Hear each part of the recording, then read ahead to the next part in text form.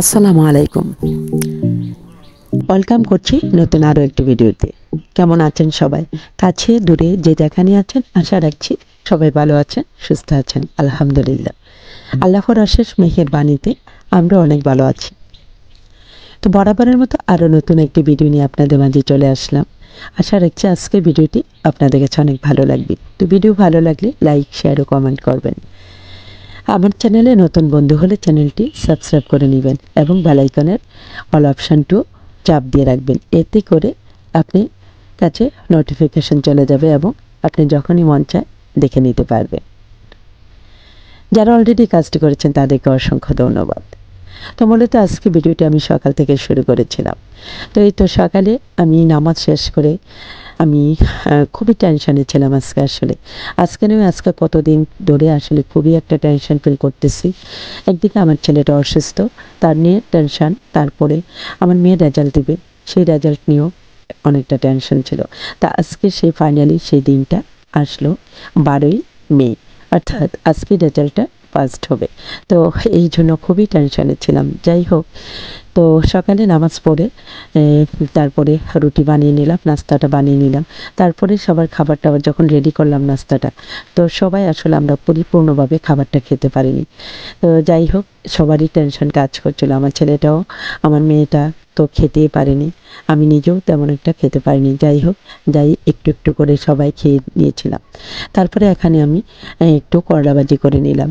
তো যেহেতু স্কুলে যাব, তাড়াহুড়ো করে কাজও করতেছি, তো আবার একদিকে টেনশনও ফিল করতেছি, কি করব, জানি না কিভাবে কি রান্না করতেছি। তাছাড়া আমি গতদিন আমি কুমিল্লা থেকে আসছি আমি ছেলেটাকে ডাক্তারের কাছ থেকে নিয়ে। তো ঘরে তেমন কোনো তরকারি কিছুই ছিল না, কি করব ভেবে পাচ্ছিলাম না। তাই নিজের গাছের এখানে লাগানো কুমড়োর ডাঁটা নিয়েছি, তারপরে পুঁই শাক নিয়েছি। এগুলো দিয়ে আজকে একটু সবজি রান্না করব, যেহেতু ঘরে কোনো তরকারি ছিল না। তার জন্য আজকে ভাবলাম যে হাতের কাছে যা আছে এগুলো দিয়ে করে নিই। তো এখানে আমি সিমের বিচি নিয়েছি, তারপরে আলু, কাঁঠালের বিচি নিয়েছি, রাঙা আলু নিয়েছি। তো সিমের বিচিটাকে অনেকক্ষণ ভিজিয়ে রেখে তারপরে কচলে ধুয়ে নিয়েছি। আলুটাও এই তো মাঝারি সাইজ করে কেটে নিয়েছি, কাঁঠালের বিচিটা ছোলা সহ কেটে তারপরে ধুয়ে নিয়েছি। আর এখানে মিষ্টি আলু বা রাঙা আলু নিয়েছি। তো সবগুলা সবজি আমি সম পরিমাণে নিয়েছিলাম। তো এগুলো দিয়ে আজকে আমি একটা সবজি রান্না করব শুটকি দিয়ে। তো এটাই আমার হাতের কাছে ছিল, আজকে আর কোনো কিছুই ছিল না। কি বলবো, একদিকে টেনশন, অন্যদিকে যে কি করব না করব কিছু বুঝতে পারছিলাম না। তো যাই হোক বন্ধুরা, টেনশন কাজ করছিল আসলে আমার মেয়ের রেজাল্টটা কী হবে না হবে। আমার মেয়ে এসএসসি রেজাল্ট পরীক্ষা দিয়েছিল, তো এবছরই অর্থাৎ 2024 পরীক্ষার্থী, সায়েন্স গ্রুপ থেকে। তো আপনারা অনেকে হয়তো জানেন আর অনেকে জানেন না। যাই হোক, তো এই টেনশনে আসলে আমার খাবার দাবার, ঘুম সবই যেন কেমন উলটপালট হয়ে গেছিলো। তো যাই হোক, আসলে সন্তানের কোনো কিছু হলে মায়েদের আসলে এই অবস্থায় হয়তো বা হয়, এরকমটা আমারও ফিল হচ্ছিল, খুবই খারাপও লাগছিল। তো এদিকে কথা বলতে বলতে আসলে আমি রান্নাটা করে নিচ্ছি আপনাদের মাঝে। তো এই তো আমি একটু শুটকিটা আগে থেকেই গরম পানি দিয়ে ধুয়ে তারপরে ভিজিয়ে রেখেছিলাম। আর এখানে রাঙ্গালুটা দেখলে তো পরে দিয়েছি, যেহেতু এটা রাঙ্গালু তাড়াতাড়ি মানে সিদ্ধ হয়ে যাবে। তো বন্ধুরা, এখন কিন্তু আমি সব শাকগুলো, অর্থাৎ কুমড়ো ডাঁটা, তারপরে পুঁই শাক, এগুলো দিয়ে দেব। দিয়ে তারপরে কাঁচামরিচ দিয়ে এটাকে ডেকে দেবো কয়েক মিনিটের জন্য। এটা রান্না হতে হতেই কিন্তু তোমাদের সাথে আজকে আমি গল্প করতেছি। তো যাই হোক, আমি যখন গল্পটা করতেছি তখন আমার মনটা আসলেই ভালো ছিল। তারপরও মনে হয় যেন কথা বলতে বলতে চোখের কোণায় কোথাও মনে হয় যেন একটু ভিজে গেছে, এরকমটাই হচ্ছে। আসলে অনেক সময় দুঃখের যে সবসময় কান্না হয় তা কিন্তু না, সুখেরও কান্না আসে, এটাই আসলে ফিল করছিলাম।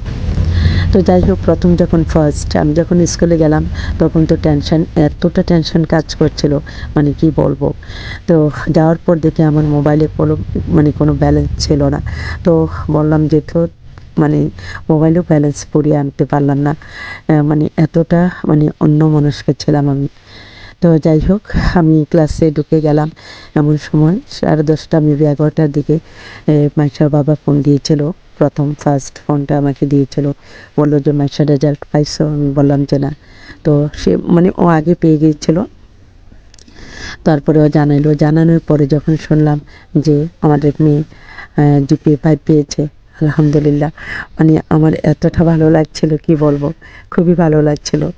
তখন মনে হয়েছে যেন যে দুনিয়াটা যেন মানে কি এতটা সুন্দর, এতটা ভালো লাগছিল, মানে আমি বলে প্রকাশ করতে পারবো না। তো আসলে বন্ধুরা তোমরা বুঝে নিও, আজকে আমি কথাগুলো আসলে মানে বলতে পারতেছি না। আমার আজকে খুবই খুশির একটা দিন, খুবই ভালো লাগছিল।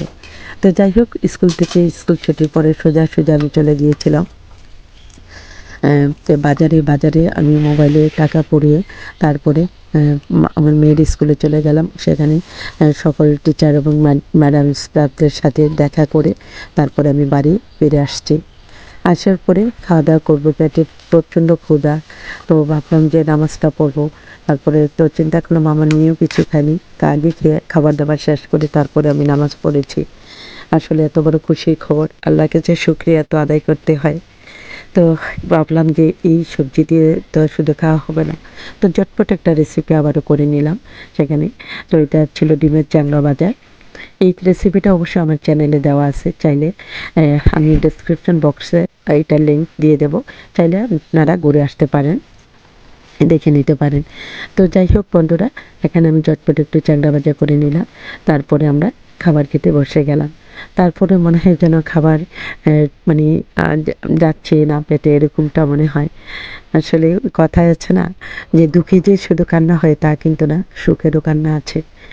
তো মূলত বিগত আজকে 1 মাস ধরে আমি খুবই টেনশানে ফিল করতেছি, শারীরিকভাবে, মানসিকভাবে।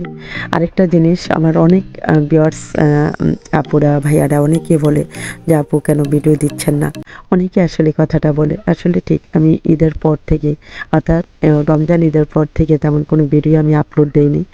তো আমার মন মানসিকতা, শারীরিক মানসিক অবস্থা খারাপ থাকার কারণে, তো ইনিশিয়ালি একটু খারাপ ছিল, যার কারণে আমি আসলে কোনো ভিডিও বানাতে পারিনি বা আপলোড যে দিব ওই ধরনের মন মানসিকতা ছিল না। তো যাই হোক, অনেক দিন পরে আজকে এই ভিডিওটা আমি আপলোড দিয়েছি। কি দিয়েছি আমি জানি না, যদি ভুল ত্রুটি কোনো হয়ে থাকে বন্ধুরা তোমরা সবাই আমাকে ক্ষমা করে দিও। আর কি বলবো আসলে, তো এই তো দেখতে দেখতে আমাদের খাবার দাবার শেষ করে নিলাম। আর এখানে আমি কিছু আম কেটে রেখেছিলাম আগে থেকেই, তো আমগুলা যে দেখলাম যে একদম পেকে পেকে যাচ্ছে, কাঁচা আম। তো একটু মানে কাশ্মীরি আচার করব। তো এটা কেটে ভালো করে ধুয়ে পানিটা ঝরিয়ে নিয়েছিলাম প্রথমে, তারপরে এটা চিনি দিয়ে ভিজিয়ে রেখেছিলাম। আর এটার মধ্যে দিয়েছি শুধু চিনি, আর জুলিয়ান কাট করে আমি আদার টুকরা দিয়েছি, আর দিয়েছি শুকনো মরিচ একদমই কেচে দিয়ে একদম চিকন করে কেটে নিয়েছি। তো যাই হোক বন্ধুরা, এখন আমি চুলায় বসিয়ে দিলাম। তো বন্ধুরা আজ বেশি কিছু বলবো না, আচারটা রান্না করতে করতে আমি তোমাদের কাছ থেকে বিদায় নিব, ফিরবো আবারও। এখন থেকে চেষ্টা করব রেগুলার ভিডিও দেওয়ার জন্য। তো তোমরা আমার পাশে থেকো, আমাকে সাপোর্ট করো, ভুলটুটি ক্ষমার সুন্দর দৃষ্টিতে দেখো, আর আমার মেয়ের জন্য দোয়া করো। আমার মেয়ের জন্য সামনের দিকে আরও অনেক দূরে এগিয়ে যেতে পারে, তার সাফল্যে, অর্থাৎ সব মানে সাফল্যের চূড়ায় যেন সে পৌঁছাতে পারে। তোমাদের কাছে দোয়া চাচ্ছি, মহান আল্লাহ তাআলা যেন আমার মেয়ের সেই মনের আশা পূর্ণ করেন। আমিন সুম্মা আমিন।